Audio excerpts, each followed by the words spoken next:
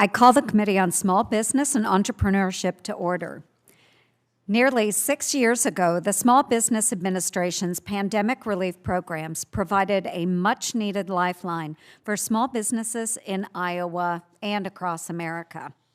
Millions of small business owners and their employees were saved from closure and mass layoffs thanks to Paycheck Protection Program and Economic Injury Disaster Loan Funds awarded by the SBA.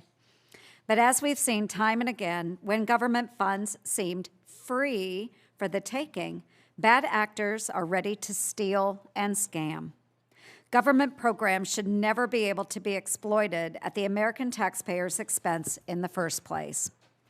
However, the lack of oversight mechanisms in SBA's COVID relief programs, coupled with the quick disbursement of funds to save shuttered businesses, allowed swindlers to rob taxpayers of $200 billion in pandemic relief loans. The Pandemic Response Accountability Committee, or PRAC, sounded the alarm years ago on how allowing applicants to self-certify their eligibility increases fraud. Self-certification allows the government to rely on an applicant's promise that they meet program requirements. The SBA Office of Inspector General repeatedly echoed their concerns about this system. Unfortunately for taxpayers, the Biden administration ignored repeated watchdog warnings, allowing blanket forgiveness without additional verification on PPP loans under $150,000 and potentially allowing a large swath of fraud to escape meaningful scrutiny. Self-certification was known to be a major problem as more pandemic relief programs were created. Consider the Restaurant Revitalization Fund, or RRF, and Shuttered Venue Operators Grant, the SOVG, programs. These opened a menu of fraud for the taking. In 2024, music artist Chris Brown exploited these awards to the tune of $10 million. Half of these funds were paid directly to the singer himself.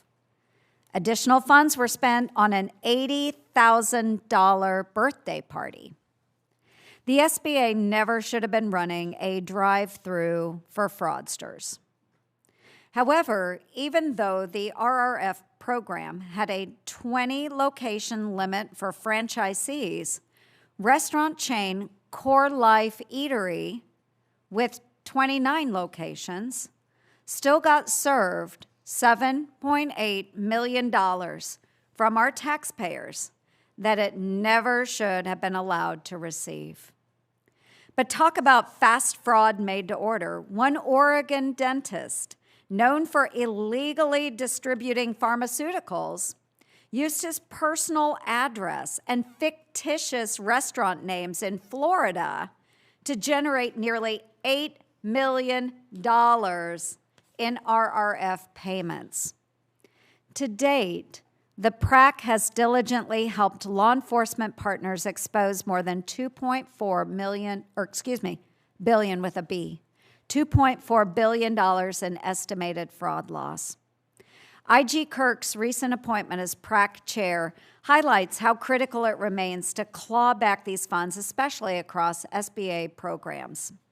Last July, the SBA OIG flagged an astonishing $544 million of potential improper payments in the SVOG program, yet the Biden administration continued ignoring the program. Ultimately, officials from the previous administration did not refer a single case to the Treasury. Fraudsters can't be left off the hook just because time has passed. Congress must pass my SBA Fraud Enforcement Extension Act to extend the statutes of limitations for SVOG and RRF programs and give investigators the time they need to continue going after crooks. Without my legislation, as soon as April, fraudsters who stole funds will escape justice. You heard me right, folks. In just a little over a month, many of the swindlers who took advantage of some SBA COVID relief programs can no longer be prosecuted. The good news is my statute of limitations bill has already passed the House and this committee. It is now pending before the full Senate. I call on Democrats to stop blocking this legislation so there can be real accountability. I am grateful the current administration knows that the job is not finished. The SBA is conducting manual reviews of more than 10,000 RRF awards totaling over $3 billion. Just over 1,000 of these awardees did not submit the required post-award report documenting how the money was spent. SBA also sent demand letters to an additional 8,000 awardees who were not a part of the manual review and never submitted a post-award report, totaling over $1.2 billion in RRF disbursements. Additionally, last year the SBA issued hundreds of demand letters to SVOG grant recipients. The total grant value of recipients who have not responded totals over $150 million. The SBA has been dealt an incredibly difficult hand, reviewing the entirety of both programs before the statutes of limitations end and referring all fraud to investigators. This critical work must continue. A few weeks ago, Administrator Loeffler suspended more than 110,000 California borrowers who took home over $8.5 billion in potentially fraudulent COVID relief funds. The recent fraud investigations in Minnesota have uncovered at least $9 billion from state and federal programs, including $400 million in PPP loans, and Administrator Loeffler acted quickly to remedy this issue. Republican members of this committee sent a letter to Administrator Loeffler earlier this year, applauding her work to shut down these schemes.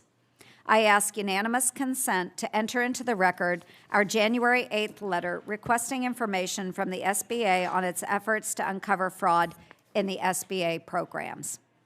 Without objection, so ordered. I look forward to hearing from our federal watchdog partners today on how they are tackling fraud and recovering taxpayers' hard-earned dollars. Thank you for your service, and I look forward to hearing your testimony. I now recognize Ranking Member Markey for his opening statement. Yep. Thank you, Madam Chair. Last night, President Trump declared a war on fraud. While fraud must be taken seriously, the Trump administration has shown it is only interested in weaponizing fraud for political gain. And last night was a clear example of that. Trump said the Somali community in Minnesota is plundering America and has pillaged $19 billion from the American taxpayer. You know, Trump lied and cynically weaponized fraud to demonize immigrants. Trump is falsely pointing the finger at immigrants while facing no accountability for his own behavior that enriches himself and his family. Trump said last night, if we're able to find enough of that fraud, we'll actually have a balanced budget overnight. That level of fraud does not exist, and it should trouble every American because what it really means is that Trump will use isolated incidents of fraud to punish his perceived enemies. And the attacks have already begun. Last month, the Trump administration used fraud as a pretext for freezing funding for child care and low-income assistance programs, threatened to withhold federal Medicaid funds, and ordered a review of federal funding for Democratic-controlled states. These are not actions of a president fighting fraud. This is a president determined to make life miserable for anyone who doesn't support him. All the while, DOJ has been accessing American sensitive data. We recently learned DOJ employees illegally funneled voter data to an organization pushing disproven conspiracy theories of widespread election fraud. We still don't know if sensitive data at SBA was compromised by DOJ because our committee has never been briefed on DOJ's activities at the SBA. and that is unacceptable. If the president cared about fraud, would he be doling out billion-dollar contracts to his cronies? Would he solicit donations from his gold-plated ballroom from companies that do billions of dollars of business with the federal government? Would he grant pardons to criminals convicted of money laundering, bank fraud, and wire fraud who have connections to him and to his administration? And we are just 1 year removed from the night President Trump illegally fired 17 independent watchdogs, including Mike Ware at the SBA. Are these the actions of a president serious about fraud, or are those the actions of an administration where corruption and self-dealing are the norm? There's an old saying that hypocrisy is the tribute that vice pays to virtue. And so, yeah, we now have Donald Trump paying tribute to the rooting out of fraud, while at the same time, that is what is a good way of describing the entirety of his administration. And that's the hypocrisy, I think, that really bothers people, even as they see the president up there trying to demonize a small number of people and promising that eradicating that level of fraud will balance the budget, when he knows that is not true. Today's hearing is about fraud at the SBA.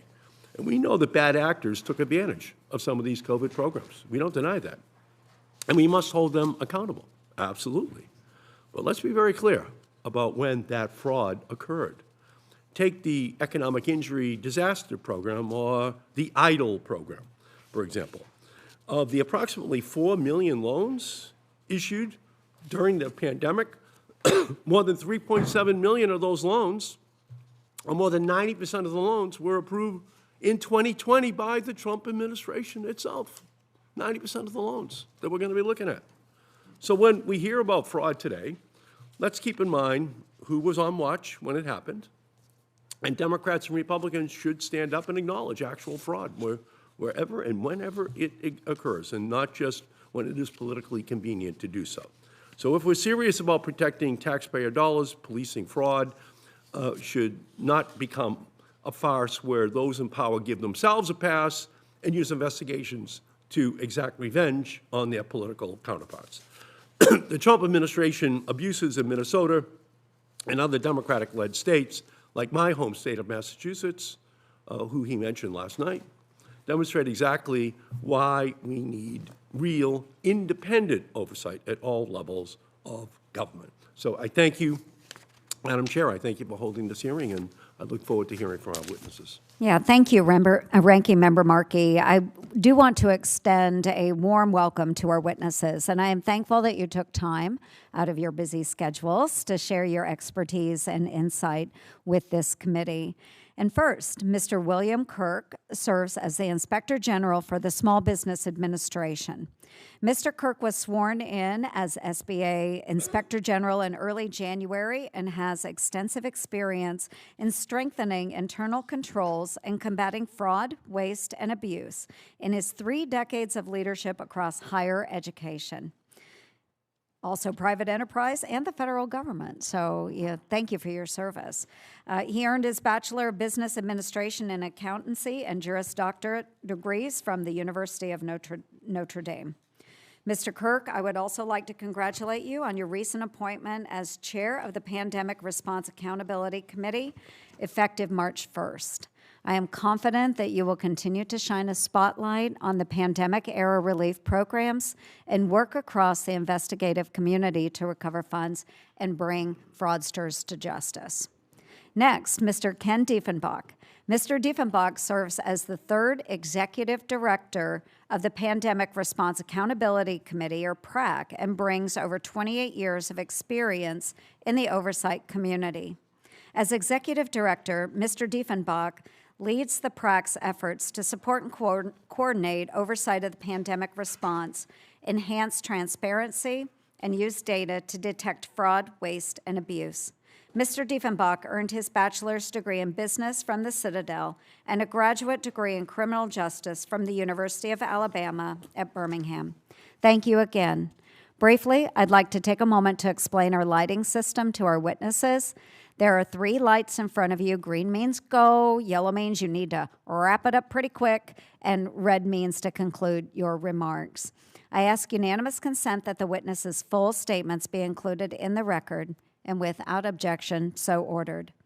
As your written testimony has been made part of the record, the committee asks that you limit your oral remarks to 5 minutes.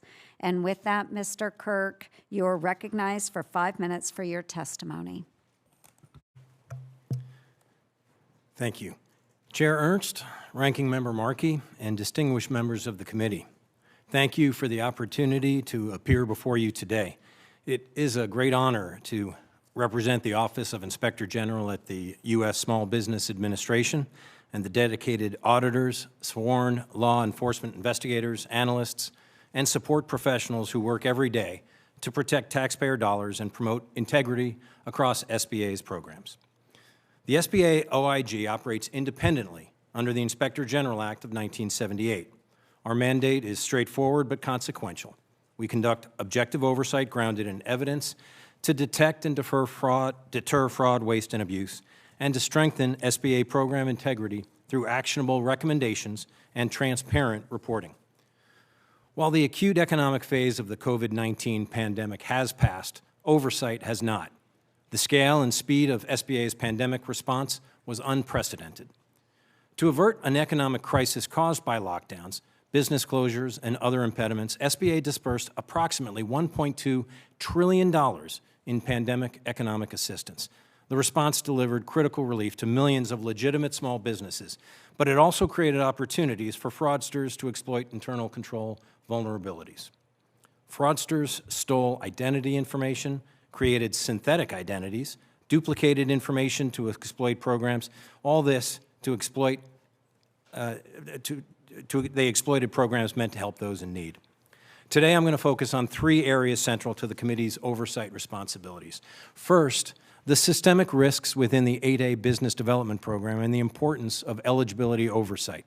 Secondly, the underperformance in post-award monitoring within the Restaurant Revitalization Fund, also known as RRF, and the Shuttered Venue Operators Grant, known as SVOG or SVOG awards, and the recovery of funds that were improperly or fraudulently dispersed. Third, the necessity of extending the statute of limitations to 10 years for RRF and SVOG fraud, which would match the statute enacted for the Paycheck Protection Program, PPP, and COVID-19 Economic Injury Disaster Loan, or EIDL, fraud. These issues are interconnected. They all reflect the same underlying principle. When program eligibility is not rigorously verified, when red flags are not fully resolved, or when enforcement timelines are misaligned with investigative realities, the American taxpayer bears the risk. Our office has continued to identify indicators of potential ineligibility, unresolved fraud flags, and delayed recovery actions in certain pandemic programs. At the same time, we have seen the benefits of strengthened controls, improved interagency data sharing, and enhanced investigative coordination through partnerships such as with the Pandemic Response Accountability Committee known as the PRAC. Oversight is not about revisiting the urgency of 2020. Rather, it is about ensuring that the structural lessons from that period translate into stronger controls today and in the future. Under my leadership, SBA OIG will continue to exercise independent judgment, pursue complex fraud investigations wherever the evidence leads us, we'll issue recommendations to strengthen internal controls, and we pledge to keep this committee fully informed of risks, corrective actions, and measurable outcomes. The work before us requires persistence, sufficient time to investigate potential fraud, and a sustained commitment to integrity. I appreciate the committee's engagement on these matters, and I look forward to discussing them in greater detail. Thank you very much. Thank you very much. Mr. Dieffenbach, you're recognized for 5 minutes for your testimony. Thank you. Chair Ernst, Ranking Member Markey, members of the committee. It is an honor to be here today to discuss the Pandemic Response Accountability Committee, or PRAC, and our work to investigate fraud and improve fraud prevention across federal programs, including funds intended to help small businesses. PRAC's success would not be possible without strong partnerships like the one we have with the Small Business Administration, OIG. Thanks to Congress, the One Big Beautiful Bill Act extended the PRAC and its data analytics capability until 2034, provided $88 million in funding, and expanded our jurisdiction to programs funded in the law. Operating on an annual budget of approximately $18.5 million, to date, the PRAC has helped recover well over $500 million for the taxpayer. As executive director of the PRAC, an entity Congress created to oversee over $5 trillion in relief funding, I work with a phenomenal team that is leveraging artificial intelligence to collect, organize, and analyze data to rapidly provide insights into fraud risks. This proactive approach is clearly needed so that fraud is prevented before funds are dispersed. This past summer, the PRAC issued 2 fraud alerts that identified over $79 billion in potential fraud that could have been prevented with pre-award vetting and cross-agency coordination. To address these issues, the PRAC is developing an artificial intelligence-enabled fraud prevention engine. Trained on 5 million pandemic applications and other data, the tool can quickly identify anomalies, trends, patterns, and hidden connections in applications before payment. Our access to law enforcement sensitive and other unique data, over 119 million applications for pandemic aid, and over 127,000 known or suspected pandemic fraud cases, can reveal powerful new insights and serve as an early warning system of organized, often transnational, criminal conspiracies and other emerging threats. Had our fraud prevention engine been in existence in March of 2020, pre-award vetting would have flagged at least tens of billions of dollars in fraudulent claims for further scrutiny, allowing agencies, again, to prevent fraud. One of the many lessons of the pandemic is that fraudsters rarely target just one government program. They exploit vulnerabilities wherever they exist. This is why the PRAC uniquely focuses on cross-program and cross-agency risks. For example, in one project, we found over 40,000 instances where the same person appears to have reported a low income to obtain housing benefits and also a high income to obtain small business administration benefits. These anomalies indicate potential fraud in more than $860 million in PPP loans, and they were likely caused by identity theft or other types of fraud schemes in one or both of the programs. Now, most importantly, it also means that legitimate beneficiaries likely lost out on benefits that they needed and deserved to have. The PRAC also works with OIGs to develop analytics tools that provide new insights and improve effectiveness of oversight. For example, we recently developed a risk dashboard for the Pension Benefit Guaranty Corporation, OIG, that to date has contributed to them recovering over $260 million. And we just launched a similar dashboard for the Federal Communications Commission, OIG, which aggregates data related to $11 billion in disbursements to 14,000 entities that will allow them to provide more effective oversight. The PRAC also provides investigative support to more than 50 law enforcement partners related to 1,200 investigations with 24,000 subjects and well over the $2.4 billion, Chair, that you referenced in your opening statement. In one of the tens of thousands of pandemic fraud cases, we identified one PPP scheme involving more than 450 applications from over 100 individuals across 24 states. This is but one example where the proactive use of data and technology could have prevented or aided in the early detection of a scheme, mitigated the need for a resource-intensive investigation and prosecution, and helped ensure taxpayer dollars went to the intended recipients and not the fraudsters. Every dollar that goes to a fraudster does not go to the recipients that Congress intended the programs to help, including small businesses, the unemployed, and veterans. With the support of Congress, we'll continue our work on behalf of the taxpayers to investigate fraud and demonstrate the value and effectiveness of fraud prevention. Thank you again for the opportunity to be here today and for your continued support of the PRAC, the IG community, and independent oversight. This concludes my prepared remarks. I look forward to answering your questions. Thank you very much to our witnesses. And now we will move into the question-answer session, and I will recognize myself for 5 minutes. So, Mr. Kirk, we'll start with you. Reports from your office state SBA identified $544 million in potential improper payments in the SVOG or SVOG program and $522 million in the RRF program. Yet not one recipient had been referred to Treasury for recovery. Not one. This is actually pretty appalling. Your testimony also identifies more than $9.5 billion of RRF awards in need of review.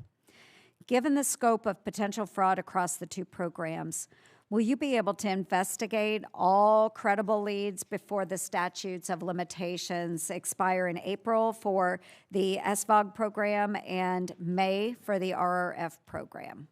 Thank you, Senator, for the question. There is no possible way that our office would be able to investigate all of the outstanding referrals and cases that we have received in the SVOG and the RRF program.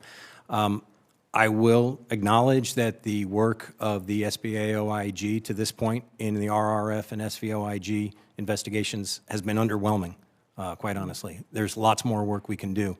I can only say that that was probably as a result of resource allocation on other programs. The investigators and auditors have done tremendous work, but the scope of the work is such that we would need much more time, which is why I am strongly supportive of the idea of extending the statute of limitations to allow for more time to investigate and resolve and return money to the federal FIT. No, I really appreciate that. And does that mean that the ongoing investigations as well would time out? I believe so. I believe that the handful of investigations, quite honestly, it's an embarrassing number of investigations that we currently have underway, those would probably time out as well if we could not bring them to prosecution. Yeah, so even though you've invested time and resources through the department, they could not continue if the statute of limitations runs out for the programs. Indeed. It's my understanding that that work would be for naught. Okay, which is exactly why we do need to extend the statute of limitations, so thank you. Mr. Dieffenbach, the PRAC has produced over $57 billion in monetary findings and over 1,200 indictments, resulting in over 450 convictions. Is it safe to say you are aware of the time and energy it takes to investigate pandemic fraud? Yes, very safe to say. I spent the bulk of my 29-year career doing fraud and public corruption investigations in the OIG world, and it takes time to identify the bad actors, track them down, and to do the necessary work to serve the purpose of justice, yes. So if Congress extends the statutes of limitations by an additional 5 years, how much additional SVOG and RRF fraud do you realistically believe could still be uncovered and prosecuted? So, Chair Ernst, I can't provide you a numerical estimate for that, again, because there's so many factors involved, but I can assure you that with additional time, we will identify more bad actors and more losses and it'll lead to more convictions and more arrests, yes. Okay, thank you. And maybe for both of you in the remaining time that I have, the Biden administration chose automatic forgiveness for Paycheck Protection Program loans under $150,000, effectively waiving through potential fraud. What front-end controls should have been mandatory before forgiveness was granted? And if we could start with you, General Sure. Kirk. Thank you, Senator. First off, the front-end control that would have certainly avoided many problems would be the avoidance of the use of self-certification of eligibility. That's a real problem. There are ways to cross-check that self-certification, but certainly self-certification is problematic. I would defer to my colleague if there are others that he's aware of. Great, thank you. Sure. Yes. So the PRAC has done a tremendous body of work in lessons learned, and we've produced a blueprint for program integrity. It includes program certification. The biggest point I make to you is that agencies own this risk, and they have to do risk assessments, and they have to identify how are we verifying eligibility, what are the terms and conditions of the award, what is the law as laid out by Congress, and how are we ensuring that we're mitigating a broad range of risk. And every program has different risk, overlapping risk, but first and foremost, agencies have to pay attention and devote resources to those activities. Okay, thank you. Now I recognize Ranking Member Markey. Thank you, Madam Chair, very much. The questions that I'm going to begin with refer to the Paycheck Protection Program, or PPP, and the Economic Injury Disaster Loan Program, or EIDL, which helped save millions of businesses during the pandemic. The SBA and Congress should be learning from our experiences to improve programs, keep fraudsters out, and target help to deserving small businesses. However, Republicans seem more intent on blaming the Biden administration than anything else. 2023 SBA report found that 86% of the fraudulent loans came under Trump during the first 9 months of the first pandemic relief programs. So, Mr. Kirk, your office's own 2023 report on pandemic fraud states that many of the SBA's improvements to stem fraud, quote, were made after much of the damage had already been done, and that fraudsters egregiously exploited SBA's weakened controls during the first year of the program, meaning during the Trump administration. So, Mr. Kirk, when were most PPP and EIDL loans made? Thank you, Ranking Member, for the question. I appreciate it. As you described, the vast majority of the loans were made in the year 2020 and 2021. So they were in that time frame. That's when the pandemic occurred. So the relief that the country needed was at that time, and that's when the loans So were. 93% of the Yes. EIDL grants were made in 2020 when President Trump was in office.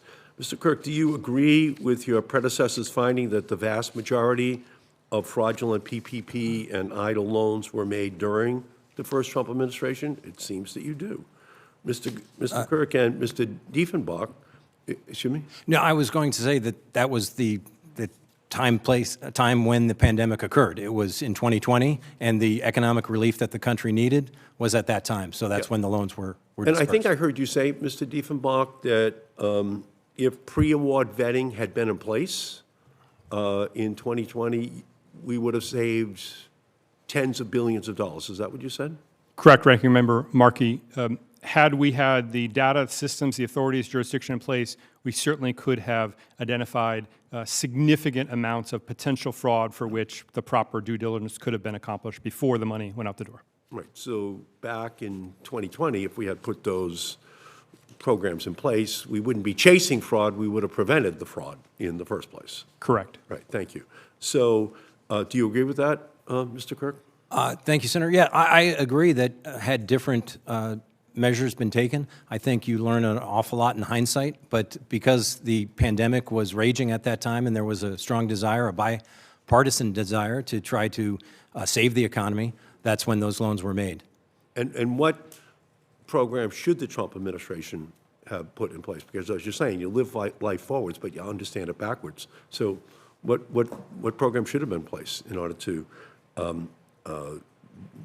prevent against the faulty implementation of those laws? I'm sorry, I'm not, the program, the pandemic, the PPP. Do you agree with Mr. Dieffenbach that we should have had those checks in right from the get-go? You do agree with that? The protocols in place to prevent. It would, again, hindsight is wonderful. I think there were significant controls put in place, but the fraudsters were very capable, and they were able to get by some of them. As I said, I think there was bipartisan interest in rescuing the economy from the ravages of the pandemic. And so the loans and grants that were made were intended to save the economy. Obviously, in hindsight, I'm just trying to get the timeline down. Sure. In terms of when that fraud, began. And, the fraud has continued in the past 5 years I appreciate as well. that, but as we just heard earlier, if the safeguards were in place initially, we would have saved tens of billions of dollars, and that's just the testimony that we received. And just a few weeks ago, the New York Times reported about a huckster who had been convicted of peddling bogus energy drinks in 2019, but was then pardoned with the help of one of President Trump's former lawyers as he concluded his first term in 2021.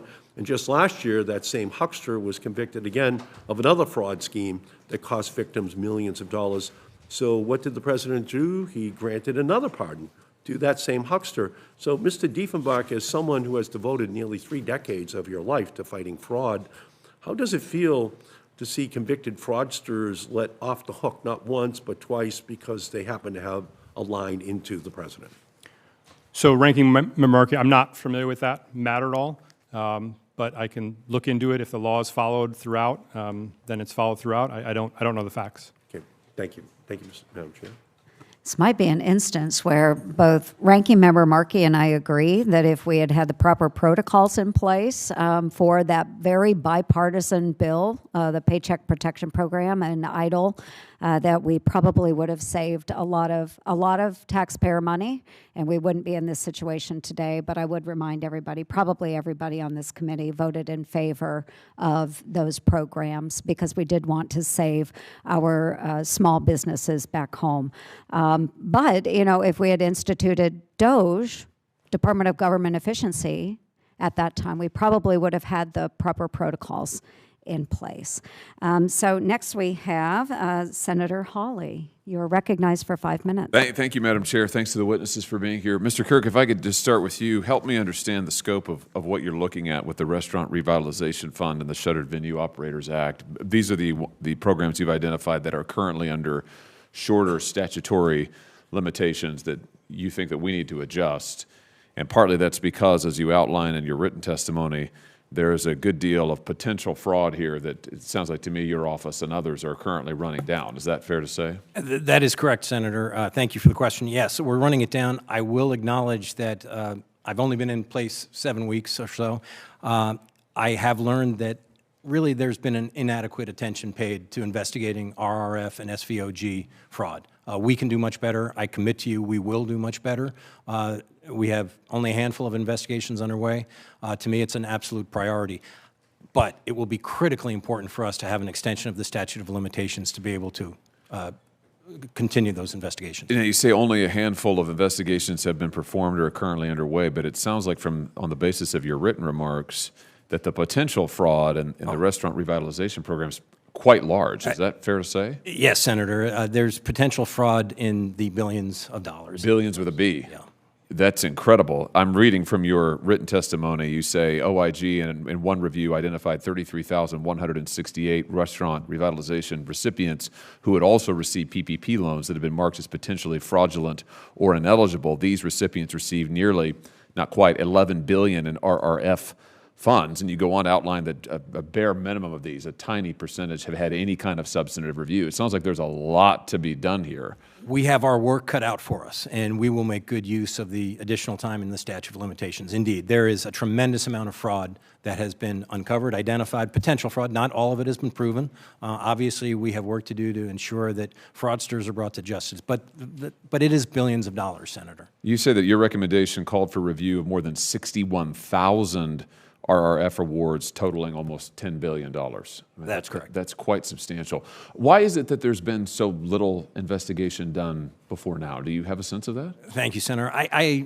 The magnitude of work available to us to do is significant. I have come to know that the investigators and auditors that are in the SBA OIG right now are really dedicated professionals. I believe that they were performing their duties in other areas. The pandemic and EIDL fraud is significant. We have so much work to do. Having said that, we can't ignore one area of fraud just because we've got fraud in others. We are going to attack this fraud. We're going to do it diligently. I'm really honored to be named to the Pandemic Recovery Accountability Committee because I selfishly will look forward to using the PRAC to be able to identify more of the fraud. For example, it would be impossible for our staff to review manually 61,000 loans. But with the data analytical capability of the PRAC, we'll be able to do a much better job of that and return far more money to the taxpayer. We need that time, though. We need the extension of the statute of limitations to undertake that work. And remind us when it runs out one more time, Mr. Kirk. When does the statute some of them as early as March or April. Very soon. It's very soon. We need to act immediately. Yes, sir. I'm glad that you're making this a top priority. Obviously, we've seen in recent weeks, I think, just the scope of the pandemic-era fraud that has continued into the present. I had testimony at another committee.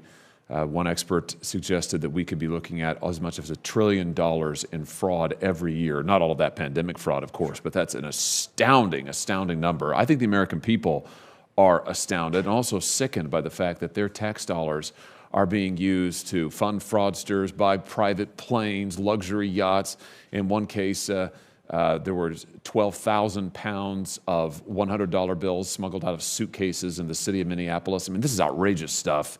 Any dollar of fraud is outrageous, but the scale that you're talking about here is truly alarming. What's the first order of business for you? We get this statute extended, which is what we've got to do. What's the next order of business for you in terms of tackling this? Oh, thank you, Senator. As I mentioned to our staff, our focus is fraud, fraud, fraud. I mean, there's three things we're concentrating on. We need to dedicate our investigative capabilities to identify the fraud, to return the dollars to the taxpayer. The first priority really is to leverage data analytics, because when you're talking about billions, even trillions of dollars and hundreds of thousands of loans, it's simply not possible to do manual reviews in these cases. We have to use data analytics. The fraudsters are taking advantage of the technology. We need to be able to do so as well. Very good. Well, I hope that we can get the statute of limitations extended so you'll be able to do your work. Thank you for the terrific work you're doing, both of you. Thank you, Madam Chair.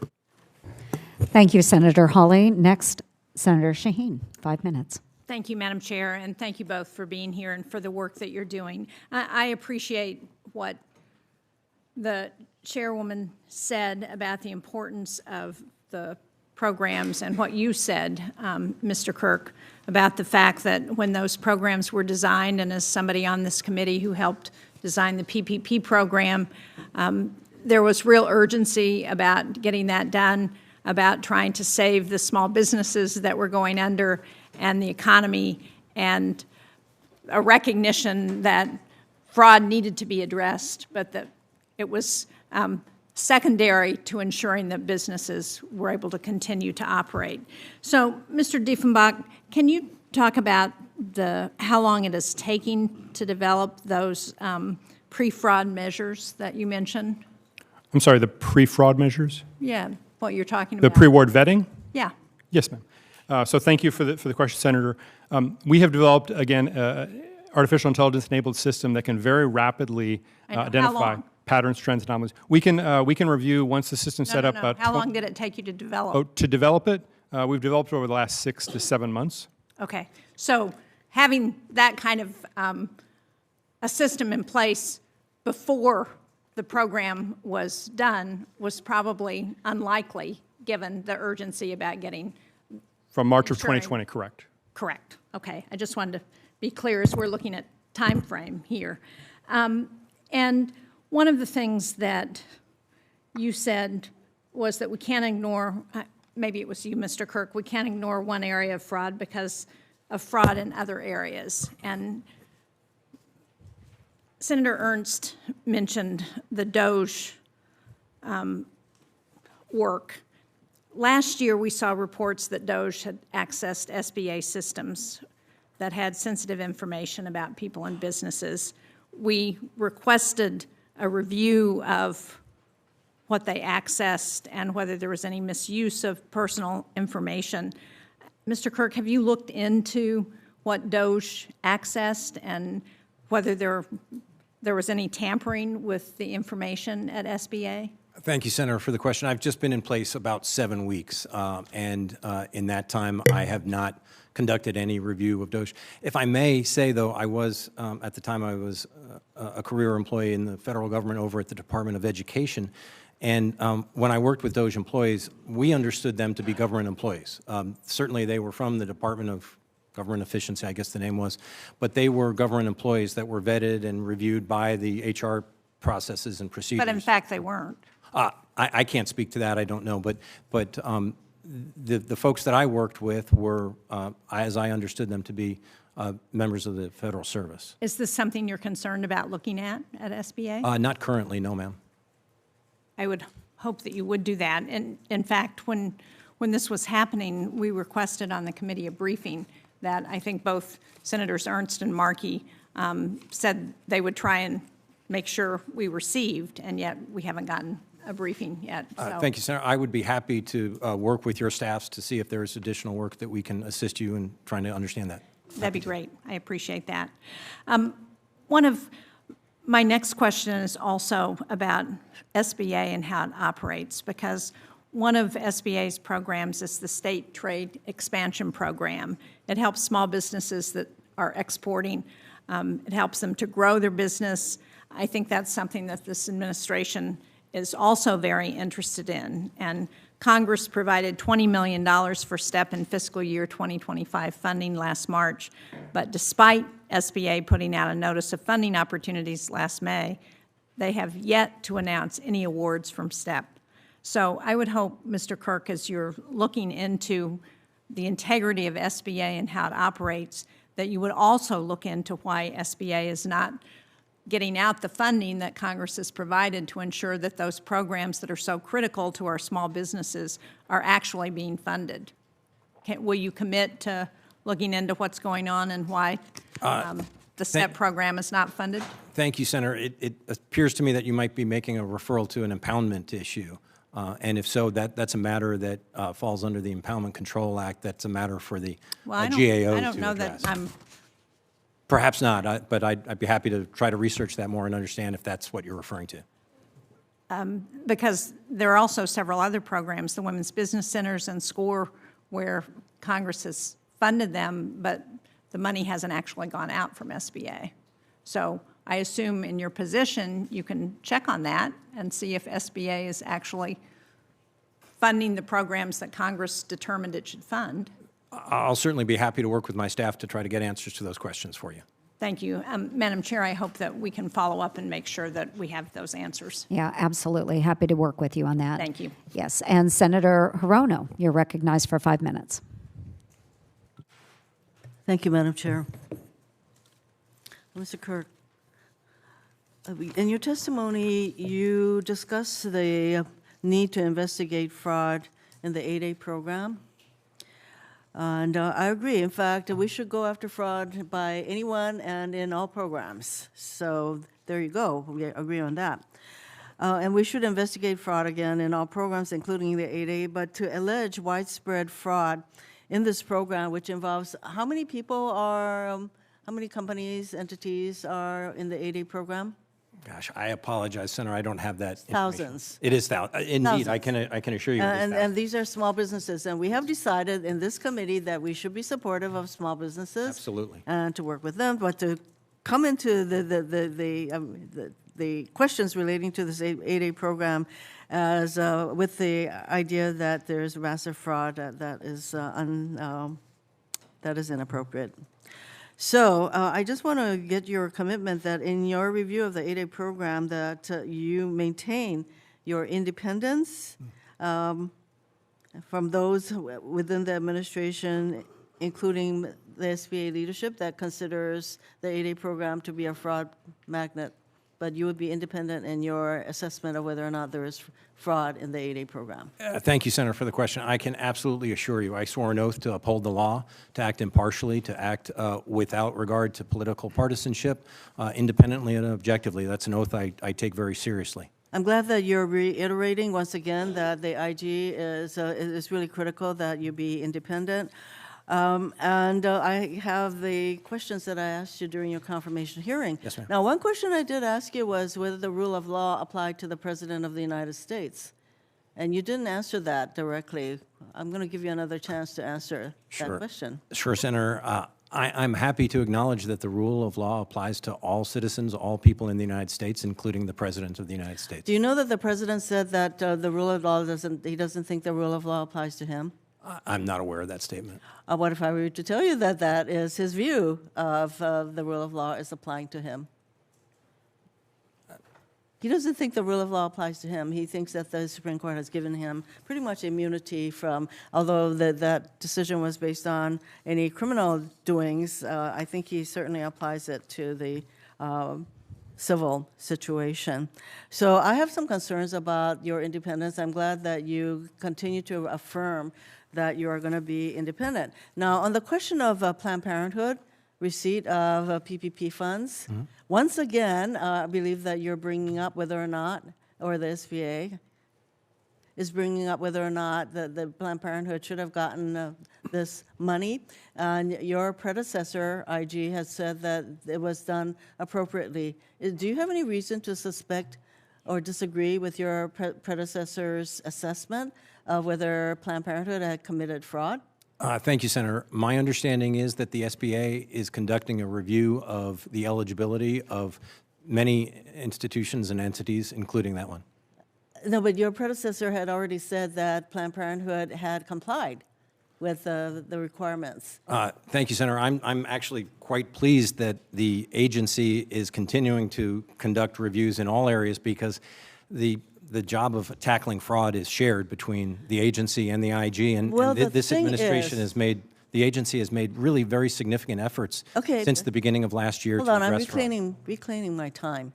So that's great that, the agency is being very objective and all of that, but this regime is not objective when it comes to the funding of Planned Parenthood. And in fact, it continues to beat the drum that somehow Planned Parenthood committed fraud or that it was inappropriate. Now, your predecessor, IG, has already reviewed. I mean, you must have enough other things to look at regarding fraud, but you're going to, once again, pursue the fraud with regard to PPP. So my question to you is, do you not accept your predecessor IG's report, the assessment?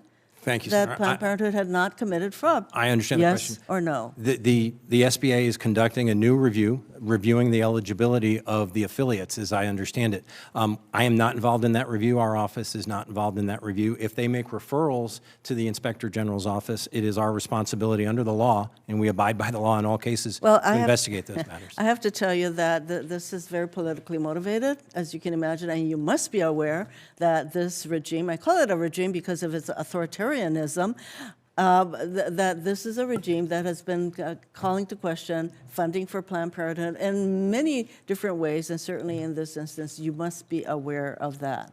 So I'm just saying this is yet another instance of politically motivated investigations. Thank you, Madam Chair. Thank you, Senator Hirono. And I, for one, have called for additional information regarding those programs and the allocations that went out to Planned Parenthood because I did not believe that they fit with the original congressional intent of the package that we passed out of this Small Business Committee. So I would applaud the Inspector General's efforts on reviewing that matter. Senator Young.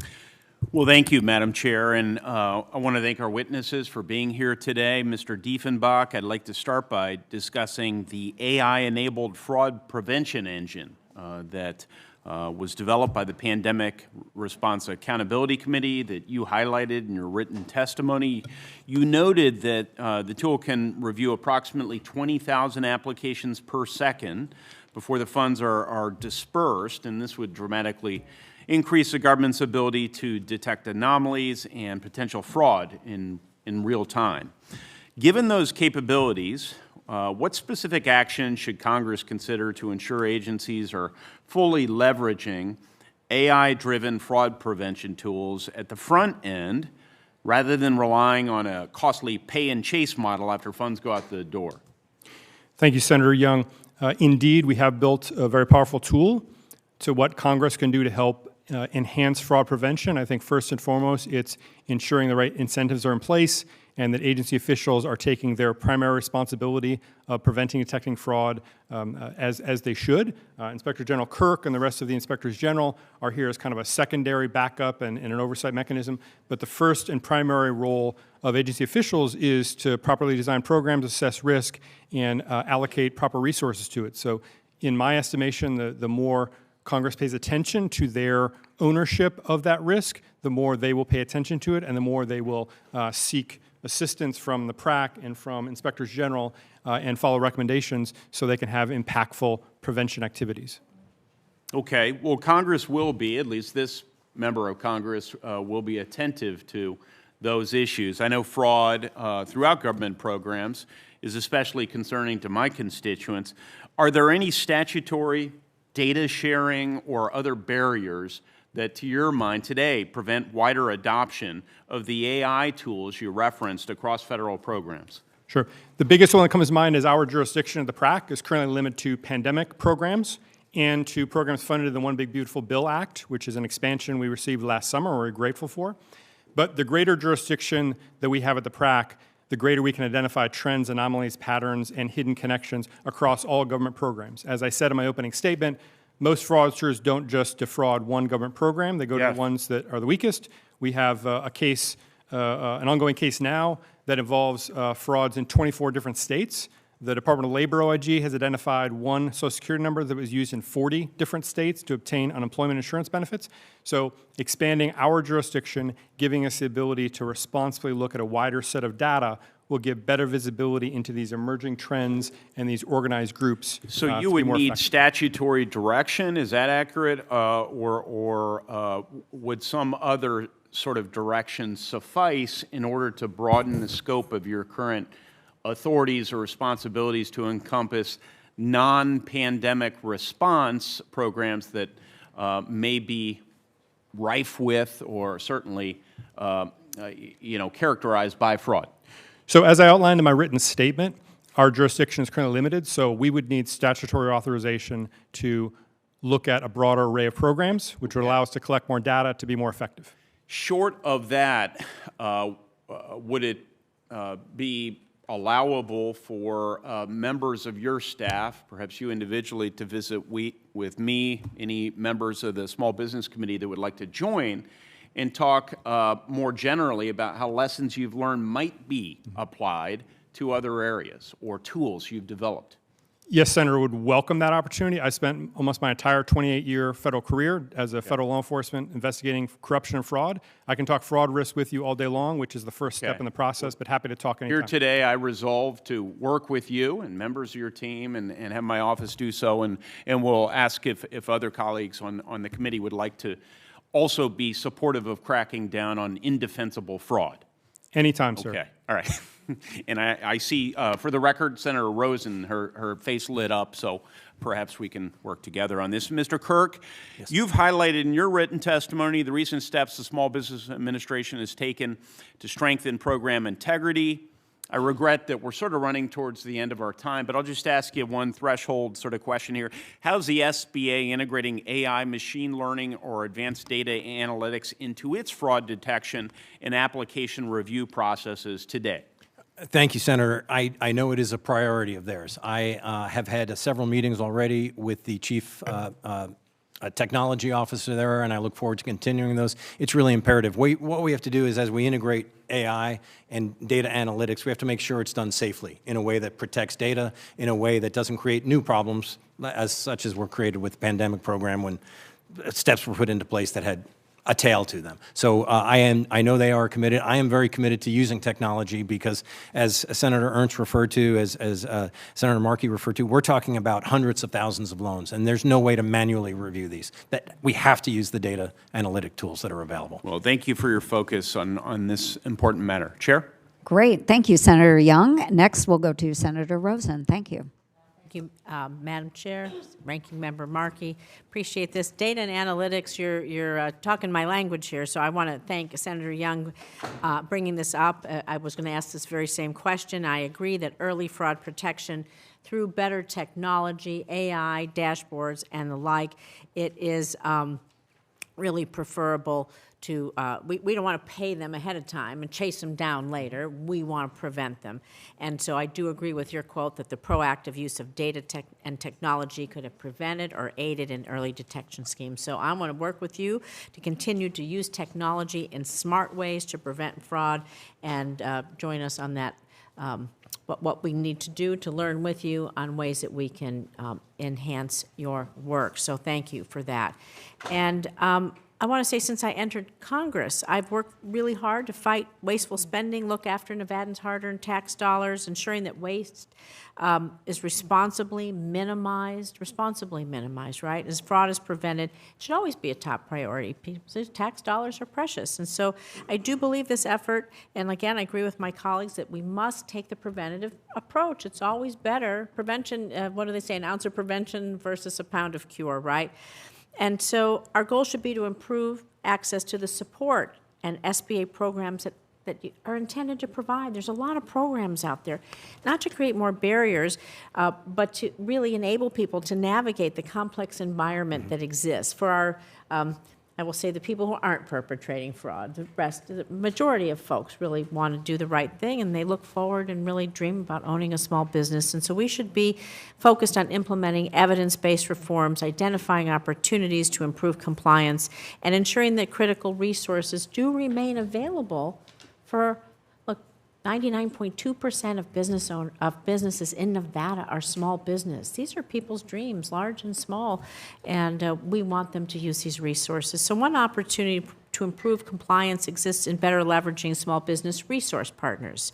You have an extensive network of resource partners, like small business development centers, Veterans Business Outreach Center. I was glad to bring the first VBOX, 2 of them to Nevada, women's business centers. They're all utilized extensively, I know in Nevada, by our small businesses. And I believe that the reach of these resources can be expanded to better help people who really want to do the right thing and own their own business and stay compliant with program requirements. So, Mr. Kirk, how can the small business resource partners, like the ones I've named and others, aid in the goal of educating business on compliance requirements? And what efforts are you taking to have the reach of our resource partners really get out there to the multitudes, like I said, almost 300,000 small businesses in Nevada, so that they know they're there. They want to do the right thing, and they just need to be able to get the resources to do it. Thank you, Senator, for the question. I really appreciate it because it allows me to talk about the other arm of what we do in the Inspector General's office. We are statutorily required to investigate and prevent and detect waste, fraud, and abuse, but our other critically important function is audit. And when we audit these programs, we can identify ways where their reach can be expanded. These are program responsibilities you're talking about. So those questions are, some of them are best directed to the administrator, but we are critically involved in auditing the programs to ensure that their reach is what Congress intended. There are so many programs available. I'm only now becoming familiar with many of them.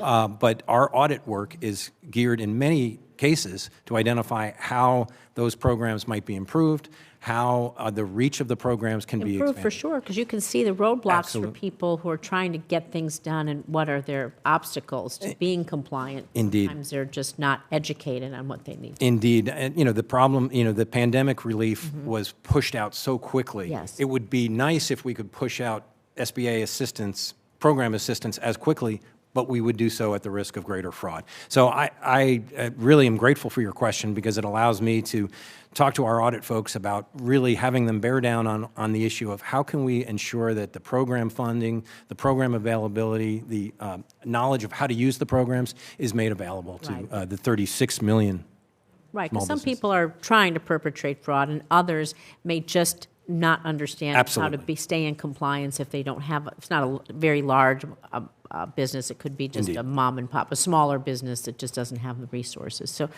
thank you for that, and Madam Chair, I yield back. Yes, thank you, Senator Rosen, and excellent point, because we do have a lot of small businesses that just lack the ability to sort through some of the legalities. Right.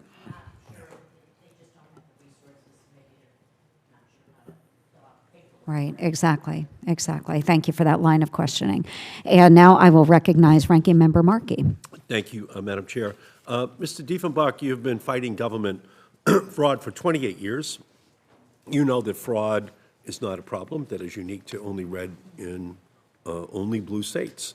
Yet we've seen the SBA administrator take selective actions against borrowers in Minnesota and California. In fact, Administrator Loeffler went so far as to pause annual grant funding to the state of Minnesota after launching a probe into COVID-19 programs. I think the administrator is actually using isolated incidents of fraud from 6 years ago to deny law-abiding small businesses in Minnesota access to SBA programs today. So, Mr. Dieffenbach, as head of the Pandemic Recovery Accountability Committee, you have a comprehensive understanding of the fraud landscape. Has the data given you any indication that there is a correlation between whether someone lives in a state that voted against Donald Trump or for Donald Trump in terms of the likelihood that they committed fraud? Ranking Member Markey, fraud exists in any program that gives away money. I have no data, no information about the geographic disbursement or the voting piece that you just discussed. Yeah, so it's not red states or blue states, it's all states. I don't know. It is distributed across all states, yes. Yeah, thank you. So do you think that targeting specific states for political reasons, as the SBA has done, is an effective way to pursue recovery for the American taxpayers, or does the PRAC rely on more nuanced analytics yourself to identify concentrations of fraud? I don't have a comment on that except to say that I have 3 billion data points, and every day I've got a team that is looking for the patterns, trends, and anomalies of the fraud where it may occur, so we can pursue it and refer it to the right inspectors general. Yeah, and I like that about you. You know, you're like Sergeant Joe Friday in Dragnet. It's nothing but the facts, you know, and just follow the facts. It's not, let's just target the blue states, because obviously you're letting off most likely half of the culprits at that point, because that's just the way fraud works. So, Madam Chair, as you know, this committee passed the SBA Fraud Enforcement Extension Act by a voice vote this past July, and I am committed to passing this legislation as part of a comprehensive set of reforms, and look forward to working with the chair to advance it along with other bipartisan priorities. And that said, our efforts to fight against fraud should not be limited to going after small restaurants and theaters, especially when President Trump is letting off fraudsters left and right. If we're going to combat fraud, let's look and see what DOJ is doing with the Social Security numbers they illegally harvested, and take steps to make sure they're not doing the same thing with small business data. So I just want to be consistent. Let's call out the fraud across the board, including when it's committed by the president's allies as well as the president's opponents. So let's not allow the search for fraud to be used as a weapon to hurt people in blue states. So I'm committed to fighting fraud, but we just have to be consistent so that we call it out like you, Mr. Dieffenbach, regardless of where we find it in the country. So with that, Madam Chair, I yield back. Thank you, Ranking Member Markey, and I love that, Sergeant Joe Friday, just the facts. And yes, I do believe that if there is fraud out there, we need to call it out. I don't care whether it is a blue state or a red state. Unfortunately, we have seen a lot of fraud in Minnesota, so that's the state that does garner the most attention. So I'll just ask a brief question. So the SBA had announced that there was nearly 7,000 Minnesota borrowers linked to an estimated $400 million in COVID relief loans. They are being suspended after massive fraud rings were exposed throughout Minnesota. So right now what we do know is that Governor Walz is now proposing new forgivable loans, claiming businesses are being harmed by law enforcement. So, Mr. Kirk, maybe what warning, as we're wrapping this up, what warning would you give to officials advocating for broad, new, grant-forgivable loan programs? Gosh, thank you, Senator, for the question. I would suggest they consult with my colleague here and with me and with others, inspectors general, to try to put in place methods in advance that would prevent fraud from occurring.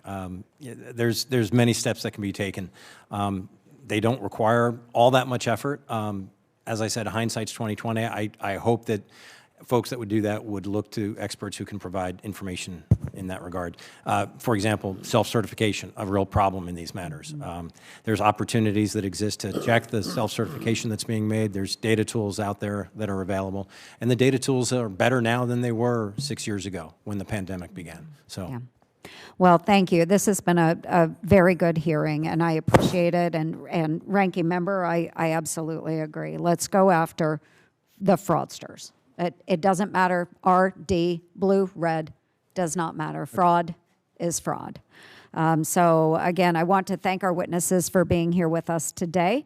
I ask unanimous consent that the record of today's hearing remain open for 2 weeks for members to submit questions, revise and extend their remarks, and submit additional information into the record. And without objection, so ordered. And with that, the Committee on Small Business and Entrepreneurship stands adjourned. Thank you, gentlemen. Thank you.